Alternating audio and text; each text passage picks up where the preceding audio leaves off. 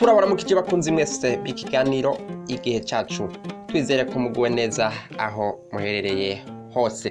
Iyi rero ni ya programme igamije canke ishimikiye ku kungene umuntu wese yogira igikorwa akoze azirata ku mutumba wiwe. Nkuko rero twabibabwiye, icigwa ca mbere kigira giti c'est quoi la créativité.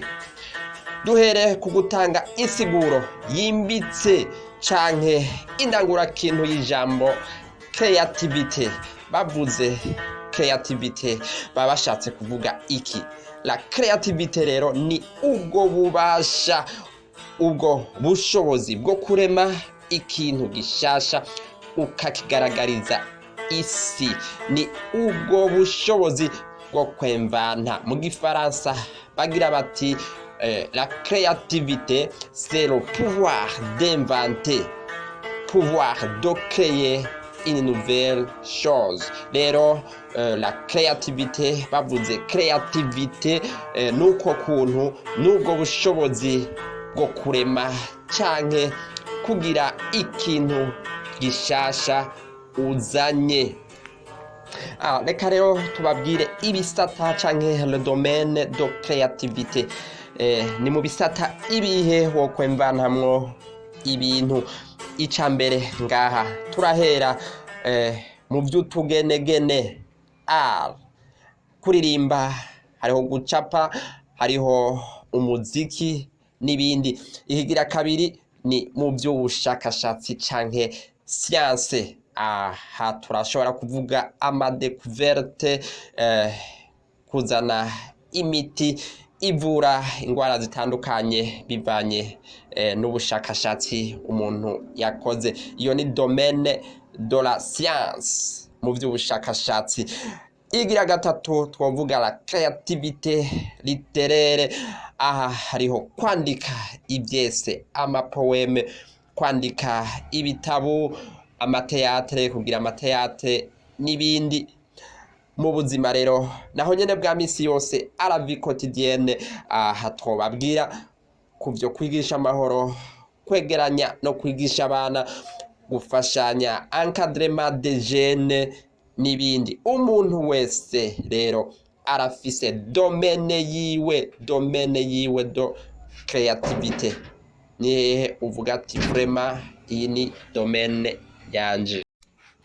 Ngibi rero ibintu bishobora gufasha canke byotuma hashobora kubaho créativité. Ica mbere ngaha twovuga ku kintu c'iciyumviro.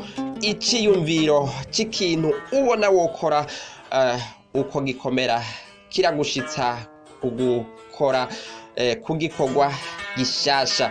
Aha rero ni ide canke iciyumviro. Ica kabiri twovuga ngaha gishobora gushitsa umuntu kuri créativité nico twokwita brainstorming canke réflexion.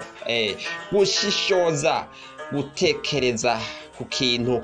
Ivyo biratuma worema ikintu kitari kihasanzwe, ikintu gishasha, ukavumbura ikintu gishasha kubera wabaye ahantu ho gushishoza. Ikindi twovuga ni mindset canke état d'esprit, gutembereza ubwenge, ugafata umwanya ukiga ku kintu. Ikindi ni imagination, kwiha igicapo, kwimagina, ukishira, ukiyumvira kurema muri wewe ikintu kitari gihari ariko gishobora kubaho. Ikindi ni motivation. Turiko tuvuga ku bintu bishobora kugushikana kuri créativité. Rero motivation, ikintu kikumotiva, ikintu kigukwega ukumva ukinezererwa, ico no kugikora ushobora nawe kugikora kikaba ikintu gishasha ukoze. Tuvuge no kuri innovation, invention, découverte, nouveauté, kuzana bishasha, ukumva nawe woba innovateur, umuntu azana ibintu bishasha bitari bihari. Hama inspiration nayone kuguma usunikirwa gukora ikintu, hari ikintu guma wumva usunikirwa gukora, ivyo navyo biratuma habaho la creativité. Ikindi twovuga ngaha ni vision, imbono. Iyo ushaka gushika navyo biratuma umuntu yoba creative. Ndabipfurije rero gutahura ikigwa ca mbere, ndabibutsa ko iyi programme ariyo gufashanya kugira ngo ca gikorwa umuntu azirata ku mutumba wiwe bwite kiboneke.